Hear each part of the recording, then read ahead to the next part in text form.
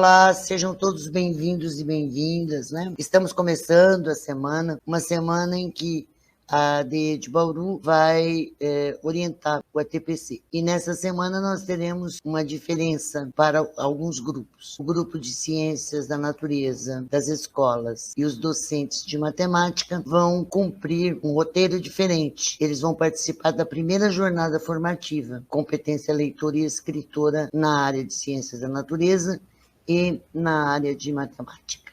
Espero que a gente possa ter um bom dia de trabalho, um bom período de trabalho para todos nós. Na verdade, a primeira jornada é uma atividade que está prevista no Plano de Ação Integrada, que é a aplicação do Método de Melhoria de Ensino, o MMR, da Diretoria de Ensino de Bauru. Então, é uma ação prevista para ser realizada pela Diretoria de Ensino, então supervisão e núcleo pedagógico, visando a melhoria da nossa performance, né, em relação aos nossos índices. Só para lembrar, nós priorizamos a questão da leitura, né, que é uma questão importante, nesse período em que nós vivemos aí 2 anos intermitentes, 2 anos de pandemia, e nossos índices não são a gente tem algumas dificuldades e vamos começar a trabalhar em cima de ações possíveis para a melhoria de tais índices. Quer dizer, qual é o objetivo, né? Por que a gente propôs uma ação como essa? Na verdade, eu não sou a única pessoa, é um grupo, e o objetivo é, na verdade, subsidiar, né, a reflexão e a modelização sobre as estratégias de leitura e depois um pouquinho da produção de textos nas aulas de ciências da natureza e matemática. Esse é o objetivo, contribuir para o desenvolvimento da competência leitora e escritora. Pensando nisso, a jornada, então, ela tem um foco voltado para essas 2 grandes áreas. Por isso, ela vai tratar de gêneros textuais que são correntes nessas áreas. São os mais comuns, que são os enunciados e resolução de problemas, os textos de divulgação científica e os relatórios experimentais. Esses tipos, eles, na verdade, são os mais comuns nas nossas 2 áreas, que são o foco aqui na jornada. Nós propusemos um cronograma que ficou mais ou menos assim. Nessa semana, que vai de 16 a 20, nós vamos tratar da questão dos textos de divulgação científica. Na semana que vai de 30 a 3 de junho, uma segunda etapa, onde nós teremos um especialista que vai nos caminhar e nos orientar em relação à leitura e escrita de enunciados e resolução de problemas. E na semana de 13 a 17 de junho, nós teremos a questão dos relatórios experimentais. Esses 3 gêneros serão tratados em maio e junho na DE. E aí caberia, pelo menos, tipificar a questão dos gêneros e tipos. Eu sei que a maior parte das pessoas, quando se trata de, principalmente os nossos docentes, já estão assim, nossa, de novo, competência leitora e escritora. Pois é, de novo. Por quê? Porque nós temos, para alguns, eu concordo que é uma repetição. Eles já vêm acompanhando aí essa caminhada há alguns anos. Portanto, eles têm uma formação continuada, mais encorpada, né? Entretanto, nós sempre temos que lembrar que nós temos os professores que são os ingressantes, os iniciantes, aqueles que pela primeira vez vão ouvir falar disso. Então, é recorrente retomar a questão da leitura e da escrita, a questão dos gêneros. Não se trata aqui, por conta do tempo, de aprofundar muito essa questão. Lá na bibliografia vão estar disponíveis artigos possíveis para quem quiser fazer um aprofundamento em relação ao tema de hoje, e principalmente aos gêneros, né, e tipos textuais. Então, a primeira coisa que a gente tem que pensar é que o que são os gêneros? Na verdade, os gêneros não são entidades naturais, mas eles são culturais, ou seja, artefatos culturais que vão sendo construídos historicamente ao longo da caminhada dos seres humanos. Então, eles surgem, em geral, das necessidades que vão se apresentando aí, e, com isso, essas necessidades estão atreladas às nossas atividades socioculturais. Mas, nos últimos tempos, eu diria nos últimos 50 anos, os gêneros também estão atrelados às inovações tecnológicas. Se os gêneros não são essas entidades naturais, né? Eles não existem, eles não têm existência natural, mas são culturalmente construídos, a gente tem que dizer, eles também são ilimitados, porque quando se trata de uma videoconferência, eu estou trabalhando alguns gêneros, quando se trata de teleconferência, quando se trata de mandar um zap, quando se trata de um bate-papo virtual, quando eu tenho um cardápio, sermão, telefonema, horóscopo, receita, artigo científico, eu tenho um edital, enfim, cada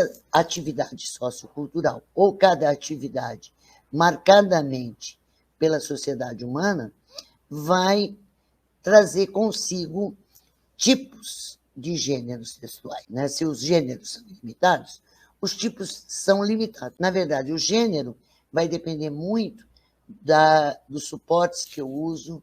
Então, eu trabalho com as plataformas, eu trabalho com material impresso, eu trabalho com material virtual, eu trabalho com a comunicação de rede social.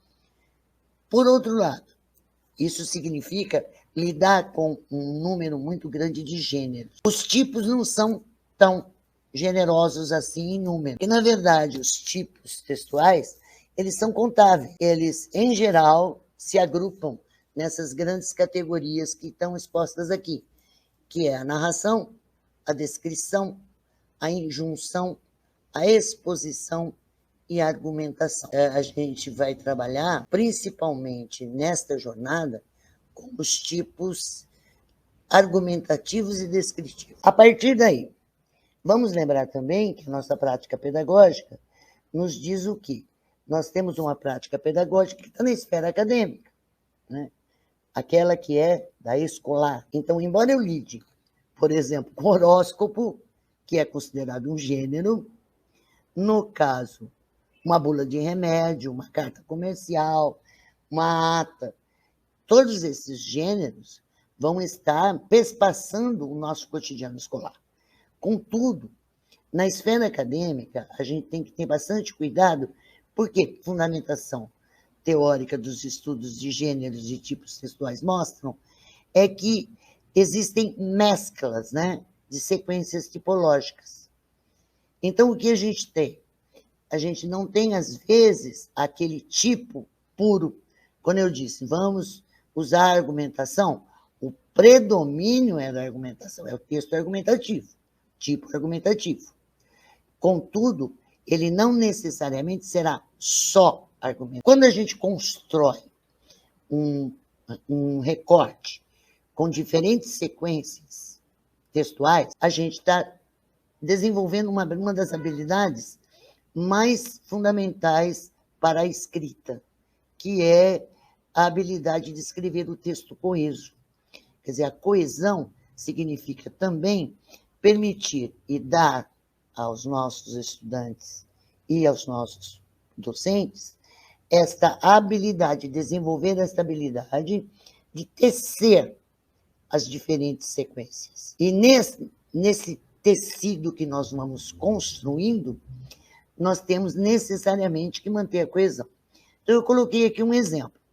Se eu pensar num relatório, um relatório experimental, ou um relatório qualquer, não precisa ser necessariamente experimental, um relatório ele mescla a descrição, a narração e a argumentação. Então, veja, o gênero relatório, ele traz em si 3 tipos mesclados de gêneros textuais, 3 tipos textuais.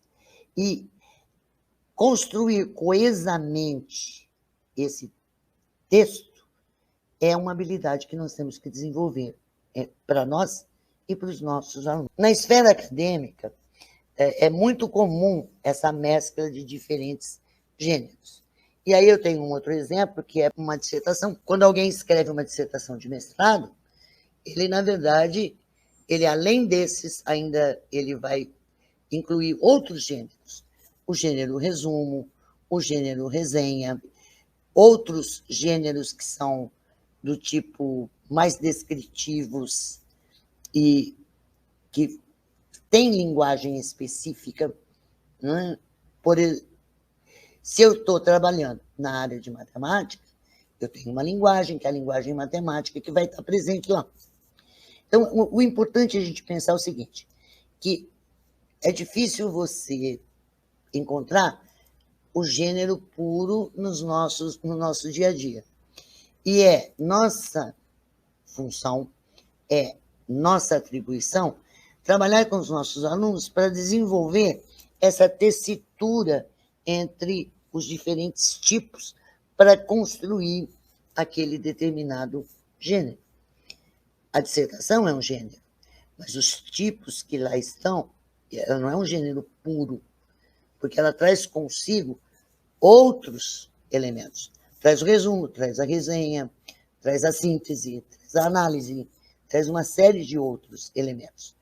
E esta habilidade é que torna alguém competente para leitura e escrita. Os textos de divulgação científica, que são os que nós vamos tratar aqui hoje, são aqueles que compartilham informações, pesquisas, conceitos científicos para um público leigo. Ou seja, não é uma conversa entre especialistas. Pode até existir um grupo de especialistas dentro da população que vai se constituir alvo como leitores.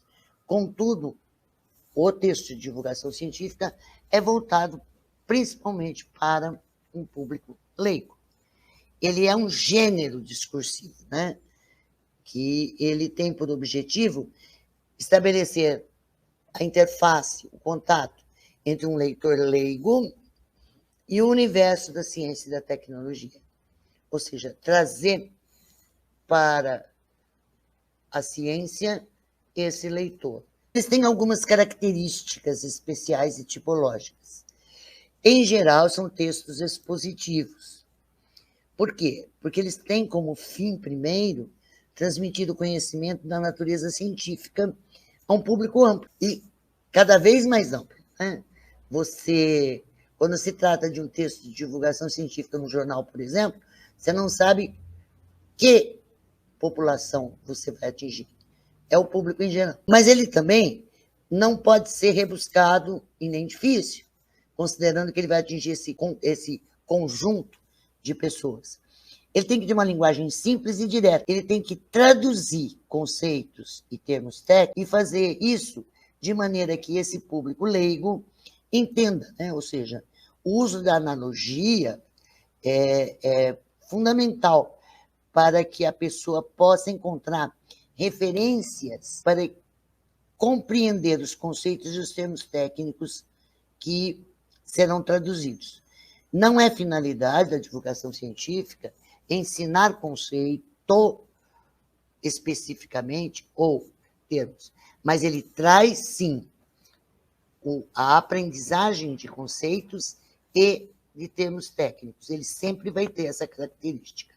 E, por último, uma outra característica geral de um texto de divulgação é que ele sempre vai apresentar ideias, procedimentos, descobertas e resultados. Não necessariamente o conjunto todo, né? Em alguns artigos de divulgação, nós encontramos esse conjunto completo. Em outros, nós temos, por exemplo, os procedimentos mais fortemente marcados, em outros, as descobertas são mais fortemente marcadas, e em outros, os resultados são importantes.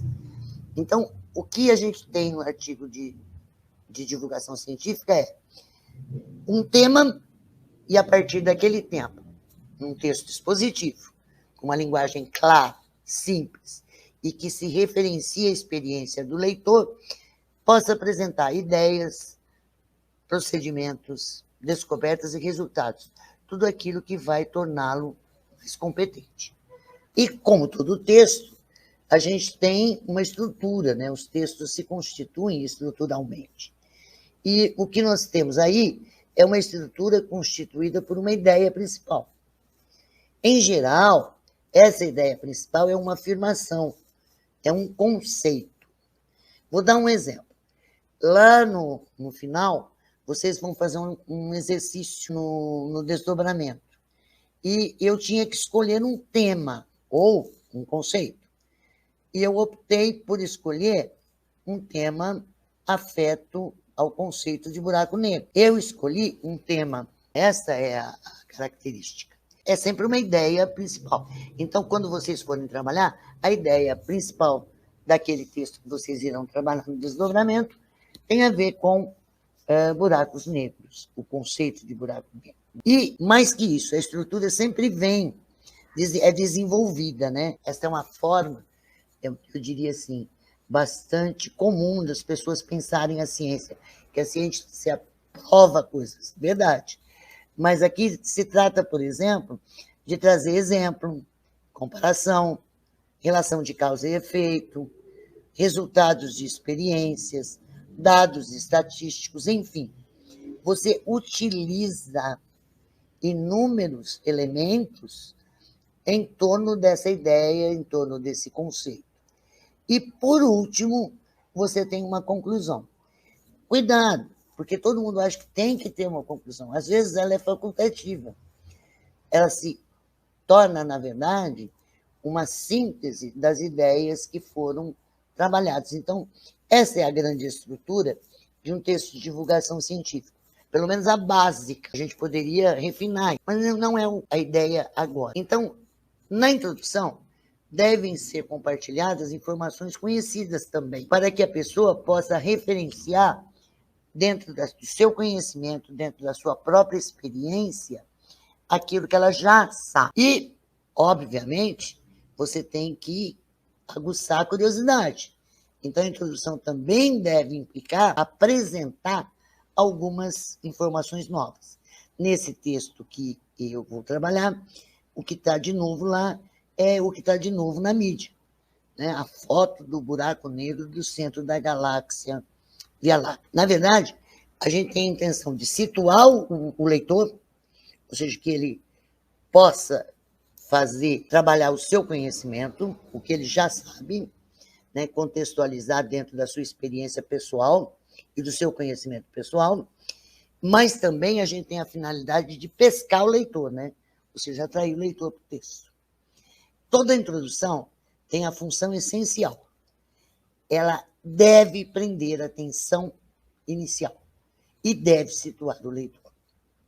Então, quando você faz uma introdução, quando você escreve uma introdução, um artigo de divulgação científica, tenha em mente que você vai contextualizar dentro da experiência do leitor, você vai jogar uma série de informações já conhecidas, que ele provavelmente já ouviu, já viu, já compartilhou e já sabe. Mas você vai jogar isca, aquelas novas, para que ele continue lendo o seu artigo de divulgação, senão ele vai parar. O segundo grande conjunto é o desenvolvimento do texto. Este é aquele que vai trazer as novas informações, mas trazer de uma maneira que elas estejam explicadas e, mais do que tudo, que tenham base científica. Nesse período que nós estamos, de negacionismo, de vivência de fake news, isso é fundamental que o professor trabalhe com os seus alunos. Quer dizer, que ele possa referenciar o embasamento científico, para que o leitor possa se apropriar do conhecimento. Mesmo que ele não seja um físico, mesmo que ele não seja um astrônomo, mesmo que ele não seja um professor de ciências, ele pode ser um torneiro mecânico, ele pode ser um dentista, mas ele vai se apropriar de um conhecimento novo. Ele não é o especialista da área. Nesse corpo, que a gente chama de desenvolvimento, é necessário que a gente apresente algumas metodologias, né?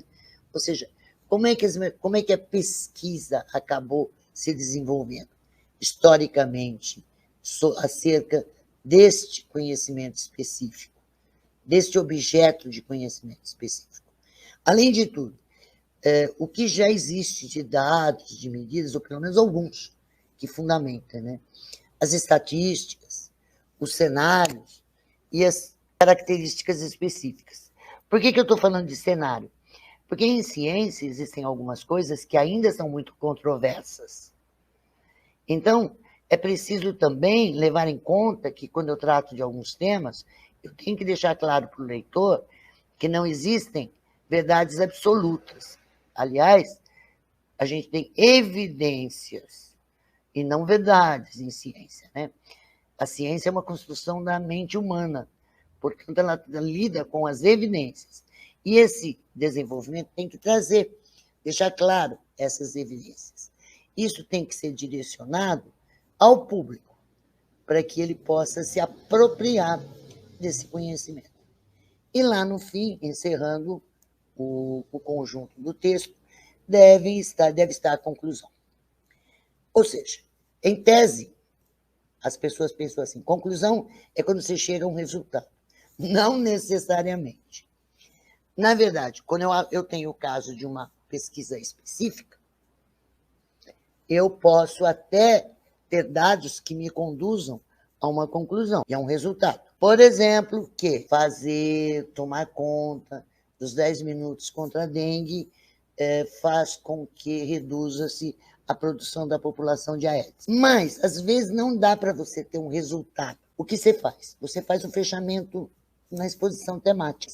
Você vai pegar as ideias apresentadas e discutidas no desenvolvimento, vai fazer ali um fechamento, uma análise, uma síntese, e vai fazer um fechamento. E vai deixar ali algumas considerações.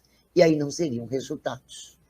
Então, cuidado, porque não necessariamente, porque nós estamos falando de ciência, devam ser resultados numéricos ou irrefutáveis, né? Vamos lembrar que ciência, o princípio da refutabilidade sempre existe. A gente está sempre buscando o novo. E aí nós teremos, então, dentro dos nossos textos, qual é a linguagem que se apresenta? Quando eu trato de um texto de divulgação científica, a linguagem sempre tem que ser muito clara e muito objetiva. Em geral, ela é impessoal, né? Ela não é pessoal. Ela emprega o padrão da língua, não precisa ser formalmente acadêmica, mas ela tem que ser correta, portanto, ortograficamente correta, e a gente tem que ter um padrão, pelo menos ortograficamente correto, e que siga o que a gente chama de linguagem formal, né? Aquela linguagem que a gente utiliza formalmente como língua portuguesa. E deve trazer consigo os termos e os conceitos científicos que se relacionem com uma ou mais áreas, né? Não necessariamente, quando você tem um tema, uma ideia, você tem uma única área envolvida. Mas existe hoje um conjunto de conhecimentos que forma o que a gente chama do caráter interdisciplinar da ciência, né? E os verbos devem predominantemente estar no presente do indicativo. Então, veja, essa é uma linguagem para quem um dia pretende escrever um texto de divulgação científica. Eu pus alguns exemplos. Nossa hipótese é: propõe-se, os dados sugerem, vocês já cansaram de ver isso escrito em artigo de divulgação científica. É muito característico. E aí eu peguei um texto que é um artigo de divulgação científica, para a gente trabalhar um pouquinho em cima dele, em cima dessas características. O título dele é esse que está aí: cientistas descobrem que animais usam dialetos para se comunicar. Primeira coisa que quem vai trabalhar com um texto de divulgação científica tem que se cuidar é com a veracidade daquele texto e verificar se essa fonte é fidedigna, se existe um trabalho para se pesquisar a questão da fake news, a questão das fake news, né? Ou a questão dos negacionismos, enfim, de comunicação incorreta, cientificamente incorreta. Então, esse artigo foi publicado pelo Brasil Escola no UOL. O UOL tem todo um trabalho de busca para situar as publicações e dar um caráter de fidedignidade àquilo que publica como científico, né? Então, vamos dar uma lidinha nele e a gente vai reencontrando as estruturas textuais que nós falamos. Alguns animais utilizam dialetos para se comunicar, como as baleias, os golfinhos, as abelhas e as aves. Afirmou a revista alemã de divulgação científica PM Magazine, em sua edição de setembro. E setembro de 21 foi. Tá? Então, vejam, aí você já tem uma referência. Esse é um artigo de divulgação científica que diz, ele está se referindo a uma revista científica, uma outra revista científica, que gerou esse artiguinho que nós estamos lendo. Tá? Então, esse artigo tem uma origem, e uma origem de divulgação científica. Continuando a leitura do texto. Este é o outro aspecto mais incomum entre a forma de comunicação humana e dos animais, descoberta recentemente pela comunidade científica. Os golfinhos inventam diferentes assobios para se comunicar, segundo os cientistas. Um exemplo dos diferentes dialetos ocorre com o estrelinha de polpa, Regulus regulus, um pássaro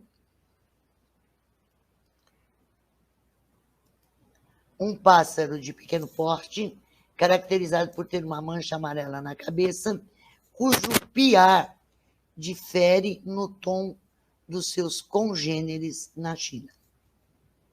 Continuando. No caso dos golfinhos, animais que teriam uma inteligência parecida com a dos homens, os cientistas comprovaram que inventam diferentes assobios para se comunicar. Um grupo de pesquisadores da Universidade de St. Andrews, na Escócia, demonstrou que os golfinhos têm a capacidade de conversar sobre um terceiro animal que não está presente. O corvo, ou o tuim da Colômbia, Euphorus conspicuatus, por exemplo, usam nomes personalizados para se chamar entre si. Além dos acústicos, alguns animais também utilizam outros meios de comunicação. É o caso das aranhas macho, que usam a rede tecida por uma fêmea para perguntar se podem se aproximar dela, já que, se dependendo do ritmo como andam pelos fios, podem ser confundidos com uma presa. E aí eu pus a fonte, né? Eu peguei aqui, ó. A fonte é o UOL, né? E vamos dar uma olhada na estrutura. Então, lá no primeiro, voltando, você pode voltar ao primeiro? Pedro, por favor. Né? Porque a gente vai ter o que no primeiro? Veja, tem a isca aí, a introdução. Quando você usa a palavra dialeto, isso te lembra uma linguagem que é muito peculiar de um determinado agrupamento de seres humanos. Né? Os italianos tinham muitos dialetos, e eles variavam conforme a região de onde eles se originavam. E assim, nós temos outros dialetos em outras referências de sociedade humana. E aí ele vai, né? Já pescou. Peraí, não está falando só de conversa, está falando de uma conversa diferenciada. Já jogou a isca. Mas eu já ouvi falar que os animais se comunicam.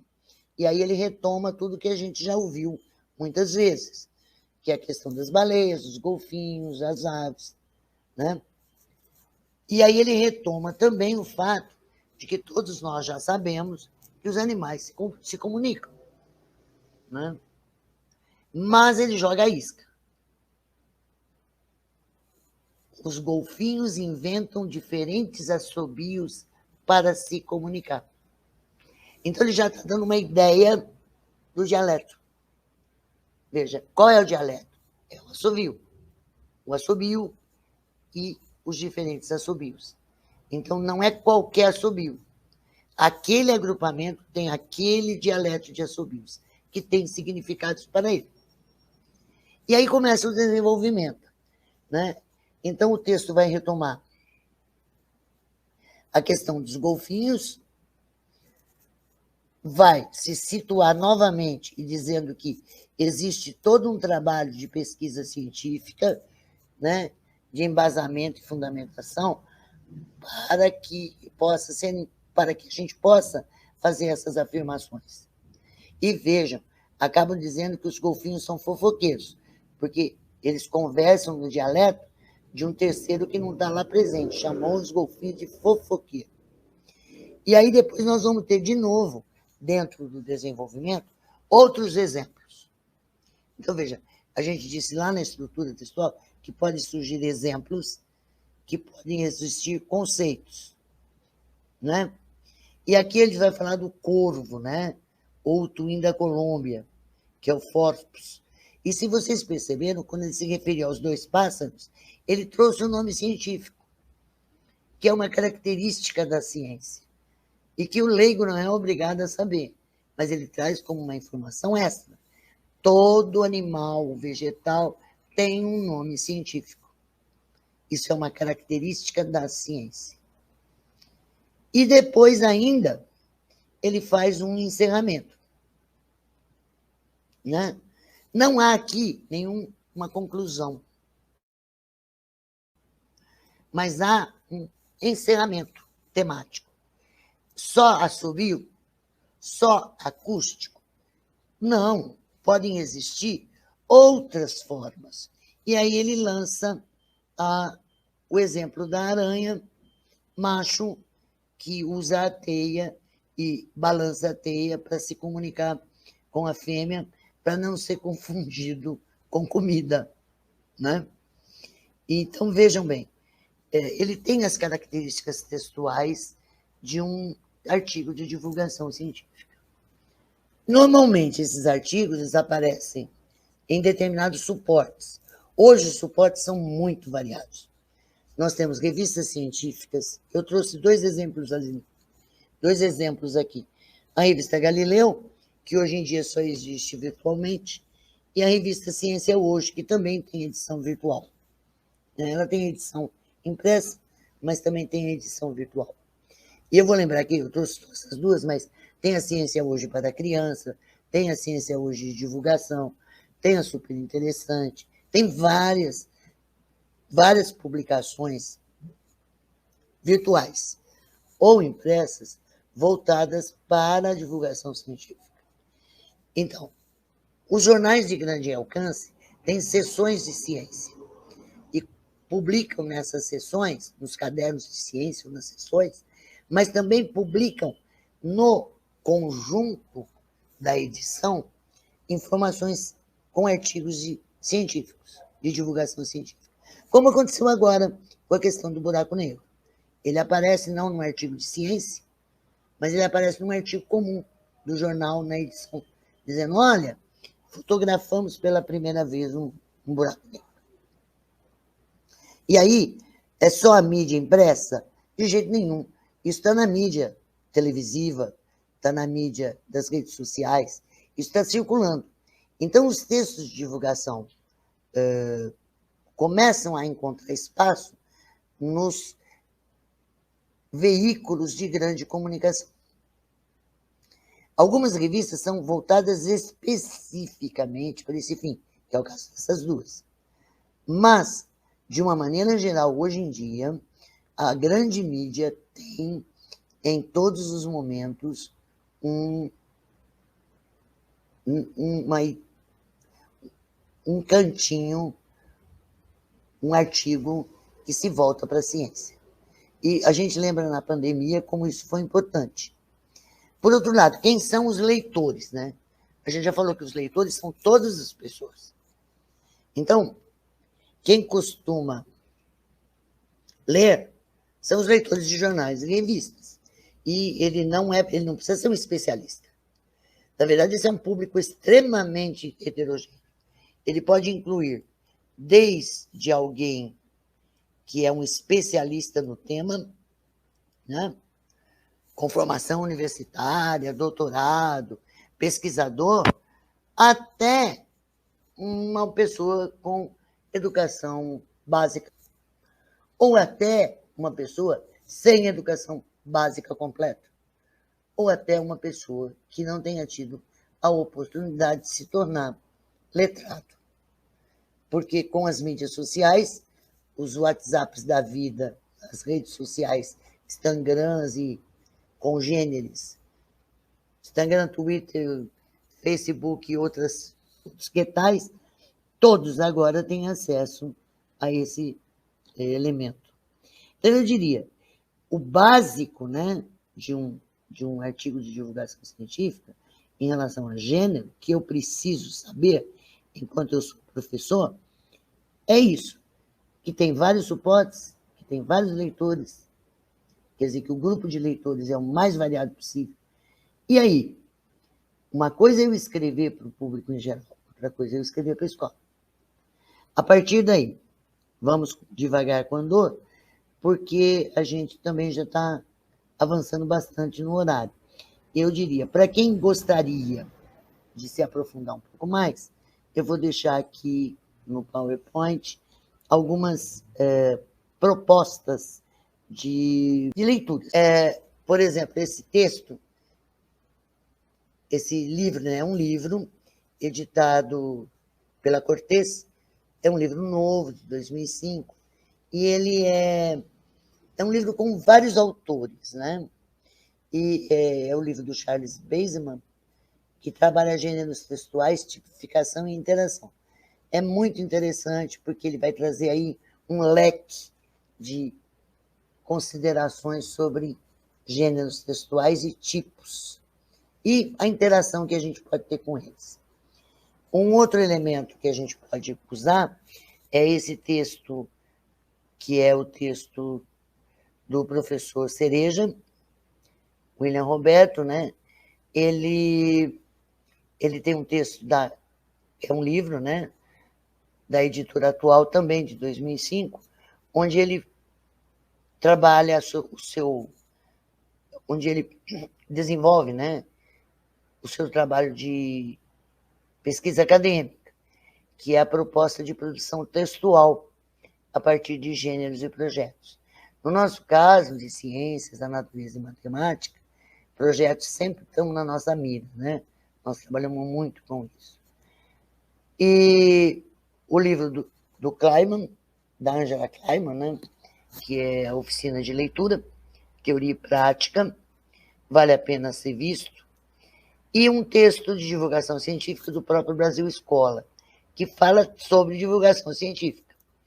Então, esse é um texto que está lá com vários hiperlinks para você fazer o seu passeio virtual e a sua própria rede de conhecimento, construir seu próprio mapa conceitual. Vale a pena. A partir daí, o que a gente espera? Foi só um aperitivo, né? A gente espera que vocês tenham, a partir desse primeiro contato com o gênero textual, produção e leitura, que a gente possa trabalhar um pouco esse tema. E aí, isso vocês vão fazendo um desdobramento. Eu só quero lembrar que está posto aqui o texto que eu comentei, que são o que são buracos negros. Esse texto, esse link vai estar disponibilizado lá na descrição do YouTube, e vocês podem acessar por ali. Aí, é esse aí que o Pedro está mostrando para a gente. É um texto que vai trazer para vocês esse trabalho. Podemos voltar? E aí, o que a gente espera? Que ao ler esse texto, a gente possa analisar algumas das características. Primeiro, qual é o suporte? Que suporte ele tem? Né? E quem esse suporte atinge? Quem são os possíveis leitores que serão atingidos por esse artigo? Aí dá uma lida no artigo, né, depois que a gente lê o texto, fazer uma verificação da linguagem. É uma linguagem clara, objetiva, correta, formalmente aceitável, apresenta dados da ciência, e depois tentar fazer aquele que a gente fez com o artigo da comunicação dos animais, que é tentar localizar onde está a introdução, onde está o desenvolvimento, a conclusão e como é que eles se apresentam nesse artigo. E, por último, tentar dizer que gênero é esse, né? E que tipo. Não é nada muito difícil, quer dizer, analisar o texto sobre esses olhares, e aí vem o grande trabalho, que é o trabalho para nós docentes, né? Quer dizer, quando a gente trabalha estratégia de leitura, sempre nos dão primeiro fazer isso, primeiro passo, segundo passo, mas, em geral, os gêneros não são aqueles mais correntes na nossa área. Então, eu vou pedir que vocês, com o seu grupo, definam um passo a passo para estratégias de leitura que poderiam ser utilizadas com um texto de divulgação científica na sala de aula. E socializem entre vocês. Primeiro passo, segundo passo, terceiro passo, como apresentar isso. Inclusive, esses artigos, esse material da bibliografia, traz um pouco esse material. E, por último, não menos importante, obviamente, a gente tem que levar em conta que nós vamos trabalhar com glossário. E isso é fundamental, né? Porque a gente não pode partir da premissa que as pessoas sabem o significado de todas as palavras que estão naquele texto. Então, um dos passos tem que contemplar isso. O que você sabe, o que você entende, como você entende. E isso é fundamental. Na sala de aula, o aluno tem que ter voz para isso. Então, um dos primeiros trabalhos, no passo a passo, vai ser o trabalho de orientação de leitura, né? De palavras que ele desconhece o significado, e do trabalho que se tem que fazer com ela. Por isso eu disse o glossário, porque vai estar no passo a passo com um dos primeiros momentos. Eu diria que, como aperitivo, é o que vale a pena. Espero que possa ter contribuído e gostaria muito de voltar a vê-los, e nós vamos voltar a nos ver já em junho, e aí nós vamos tratar especificamente dos problemas, resolução e enunciados. E no segundo semestre vamos aprofundar com bastante mão na massa esses elementos que nós estamos fazendo. Tenham um bom trabalho.